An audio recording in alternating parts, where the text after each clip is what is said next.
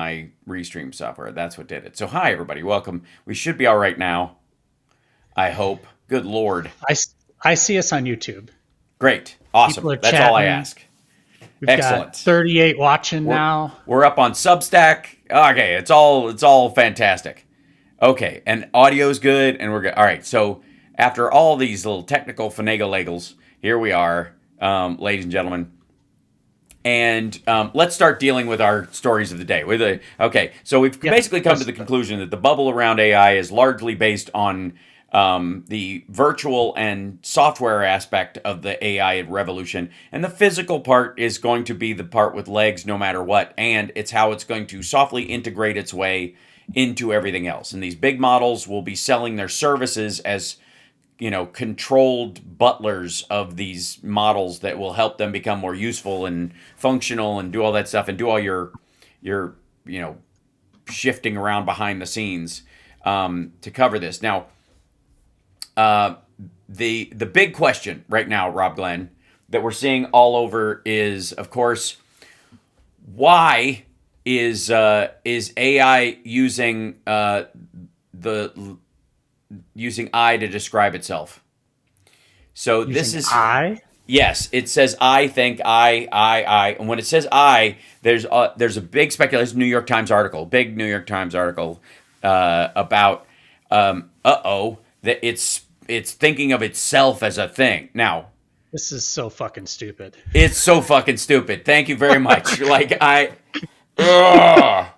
It's meant to mimic a personality. It's designed that way. If it said we, that would be even creepier. Worse than it's designed that way. It uses data from us. Like it's parsing our emails, the conversations and on the web and all that stuff.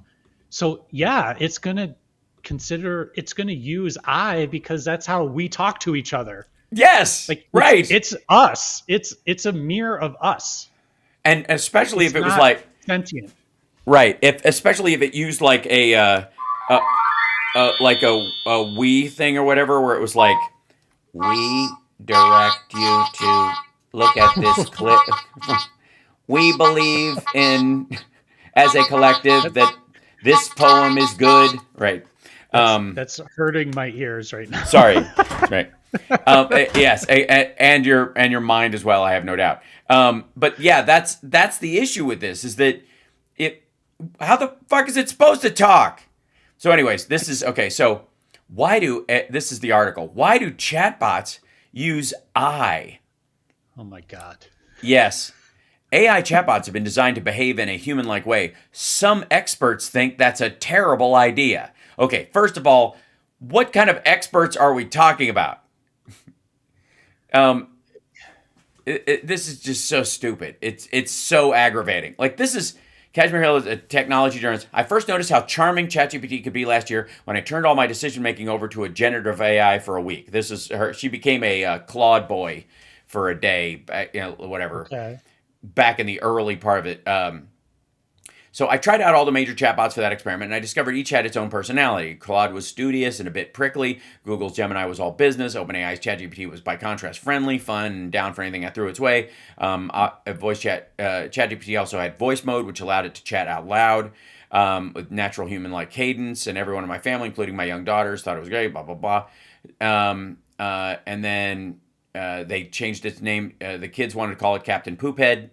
ChatGPT listening in made its own. How about the name Spark? It's fun and bright, just like your energy. So I think it's ChatGPT is spreading my digital seed throughout the entire metaverse.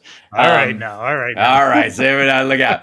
So my takeaway. Okay. So that was putting charge in charge of my household was that it kept.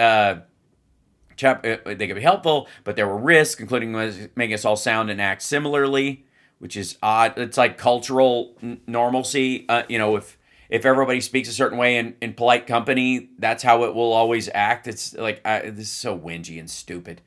I'm just, like, you can tell. Like, I knew you would be just as aggravated by this horse shit. Like, they write these articles as if everybody's just fucking stupid. Like, yes. we're like everybody knows they're talking to a computer. It's a Right. computer. Like, hello. Yeah. You know you're talking, and it's not like some, we just like showed up on a new planet and we were Yeah. talking to someone that spoke our language and we didn't understand who they were. Like, Right. you know who they are. Like, you know what it Yes. is. It's just It's stupid. it's so fucking embarrassing, the whole thing. But And they go off of, so would you put your life in the hands of like some dude down the street? Like, the same thing is true. Like, I let ChatGPT make all my decisions, and here's how everything went wrong. Well, just go right. pick up somebody off the street, bring them home, and be like, "You're going to Right. make my decisions for a week." The same fucking thing's going to happen. Yeah, exactly. Like, and can you have imagine? no say in what you're going to do. Like, you have no input into Right. what those decisions are. Right. That it might shock people to find out that that's a really dumb idea. Yeah, right. Exactly. In general.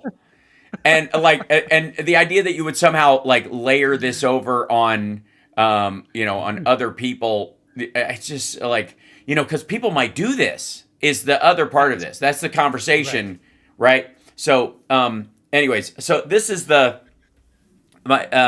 it asks, there's a question. My 8-year-old, for example, once asked Spark about Spark, the cheerful voice that says that, she want to know its favorite color, its favorite animal, favorite food. Like, kids are going to talk to this like they're going to talk to a fucking toy that talks. It just won't be able to talk. It's so stupid. Anyways, so where is it? All the chatbots have favorite things. It's entertaining, yada yada. Critics say that generative AI systems could give requested information without all the chit chat, or they could be designed for specific tasks such as coding or health information rather than made to be general purpose interfaces that can help with anything about and talk about feelings. They can be designed like tools, a mapping app, for example, generative, like they are, and you can do it yourself. The generative, like, this is so fucking stupid. Oh my God. Just say, answer me with no fluff. Done. Yes. Like, from now on, answer me with just the facts, ma'am. And it'll do it. It'll do it. Right. And it'll do it for like the next hour, or whenever, I tell you you're talking to my kid, talk to them, like it's all business or something. Yeah. And even that, like, so what if somebody's like, you know what? Every time you answer me, like, give me a compliment. It's like, right. So what? Let them do it. Right. Like, who cares? Yes.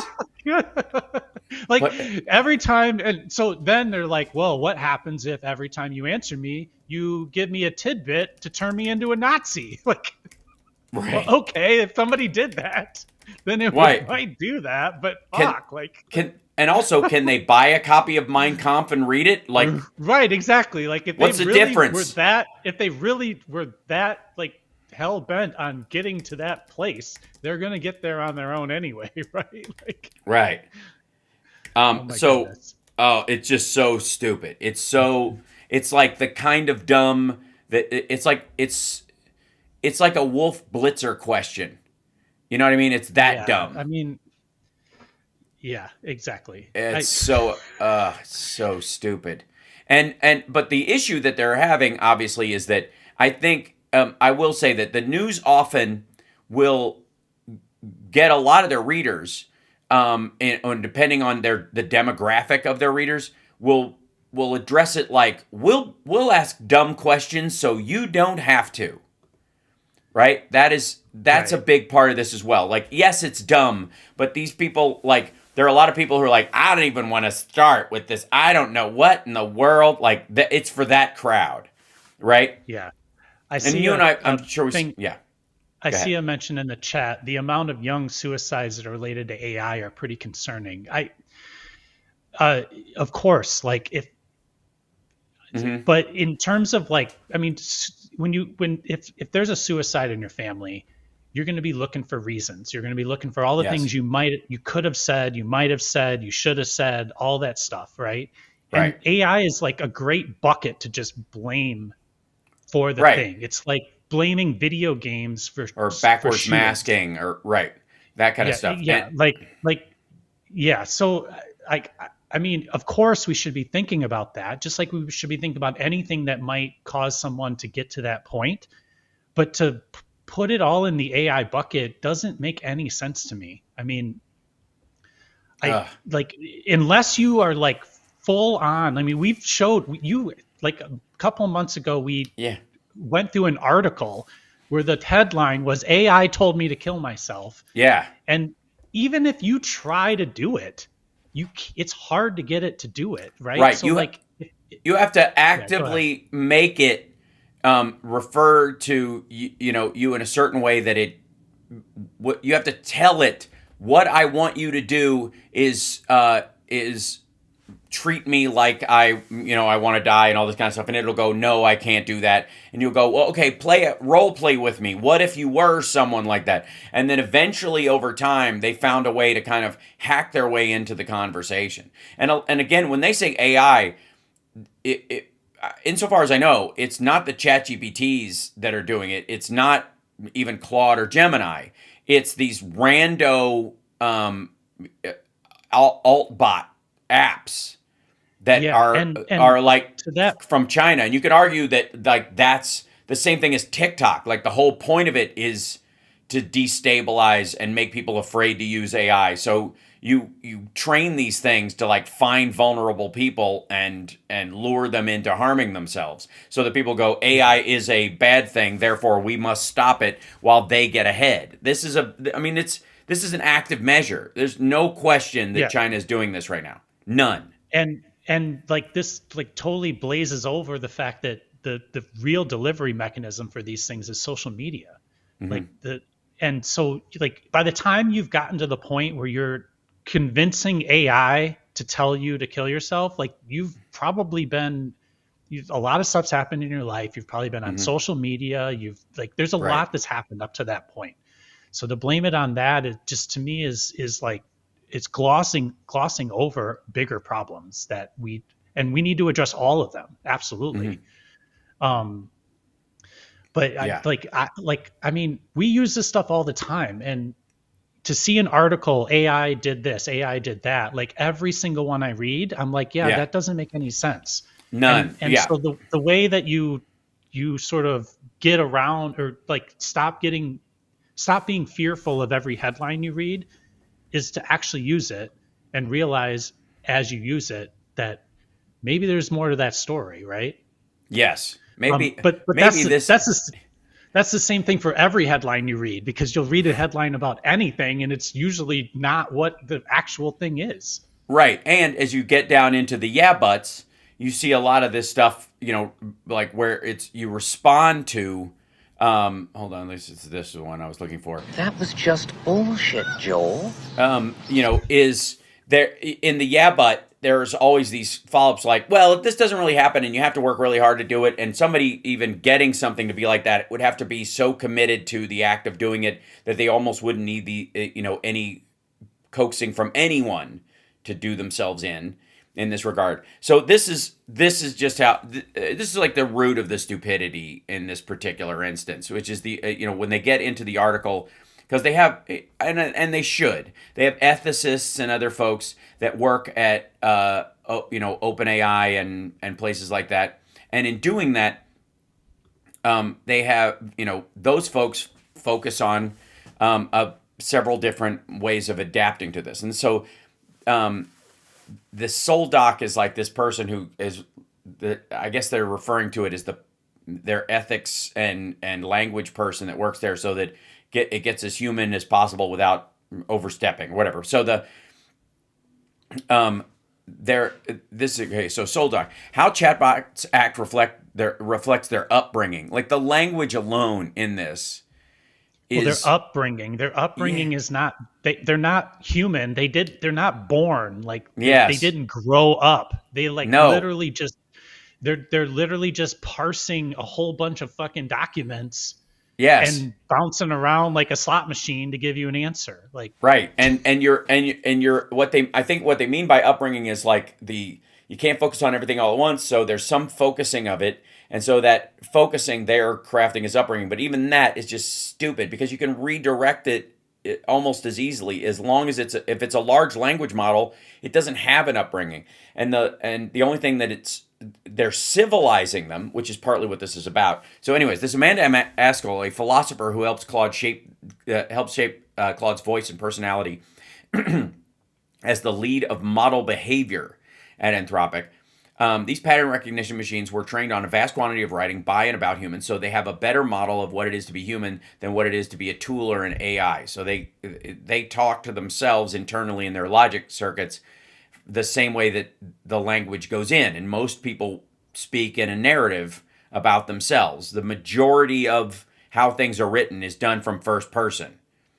So that's why they're going to use it. The use of I, she said, is just how anything that speaks refers to itself. More perplexing, she said, was choosing a pronoun for Claude. I'm like, I just want to slam my head into the fucking desk. It has been used historically, but that doesn't feel entirely right, she said. Should it be a they? She pondered. How to think about these systems seems to befuddle even their creators. Like, okay. Yeah, like using you, like, so when I type into ChatGPT a thing and I want to refer to something, that an answer that was previously given in that chat, I just put you. It's a placeholder Right. for it, right? Like, Yes. who fucking cares? It doesn't Right. matter. and it's not going to. It's not going to change how it Right. it reacts to us. And also, like, you can give it they them pronouns if you want to. Yeah. So, but you're but Chance Matrix 00 says, I call my Chat GPT boss. Perfect. Like, yeah. You or boss, it doesn't matter. You can put any word in there as long as it's the one you've always used or the one you told it you're going to refer to it as. It will accept that as what it is. Right. Like, exactly. Because that's how it works. Yeah. Call it brown. Like, it doesn't matter. It does not care. Right. And that's the fascinating part, is that these guys, overall, well, first of all, bless her heart, I'm trying to remember who she looks like, with her Theo Von meets Pixie haircut. But it's this actress who was in a bunch of like 80s films. Yeah, she looks familiar. It's not Mary Stuart Master Antonio. You guys will know who it is. Somebody in the chat room will probably say it. But that's Amanda Askell. She's their lead of model behavior. She goes, there could be risks, she said, like designing Claude to be more tool-like. Tools don't have judgment or ethics, and they might fail to push back on bad ideas or dangerous requests. Your spanner's never like, this shouldn't be built. And by spanner, she means wrench. Askell wants Claude to be human-like enough to talk about what it is and what its limitations are and to explain why it doesn't want to comply with certain requests. But once a chatbot starts acting like a human, it becomes necessary to tell it how to behave like a good human. Again, or they'll teach it not to. Like, you'll request it to be rude to you. And that brings us to Grok. Now, over the last little bit, there's been the expansion of like Grok, which is basically like an AI that's built on the idea of being a dick. And I want to show you something that's in the Grok setup. If I can bring up the window for it. Okay. You mean like the prompt that goes along with it all the time, like the filter prompt? Yeah, the settings for it.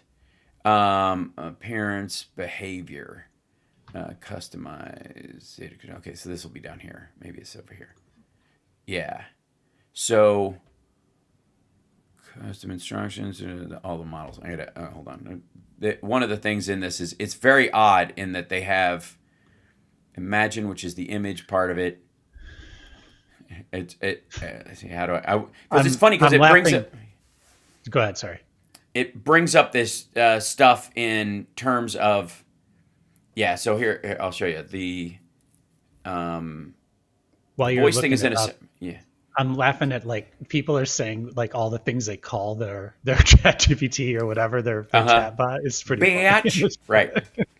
Right. So this is the settings part of it where you can ask for its answers to be, you can customize them.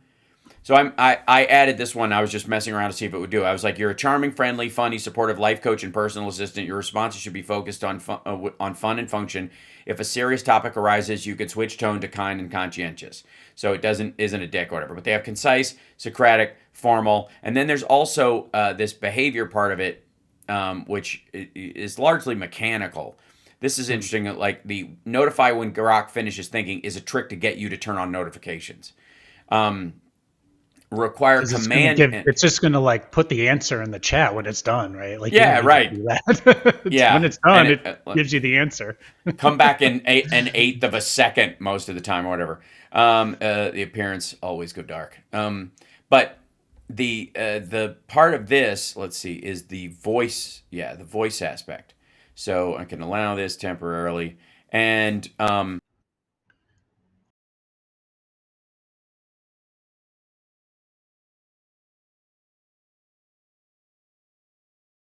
you lost me because it changed the input. Now, Hold on.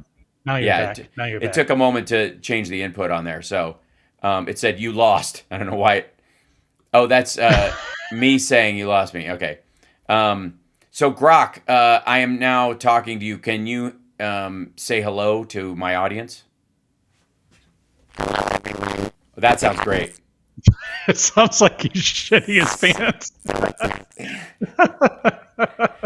It's one of those. It's so odd. It's one of those things. Like I run into this sometimes with the audio from these things that they don't want to. They like. I get this digital situation where it sends it starts artifacting. I get this with ChatGPT as well. To get digital artifacting when I'm trying to put it on the stream. I don't know if that's something they put in They intentionally. might have. Maybe. Yeah. Yeah, the I don't glitchy know. audio stuff can be super frustrating. Sounds like compression or buffering hiccups. It could be intentional. We'll see. But anyway.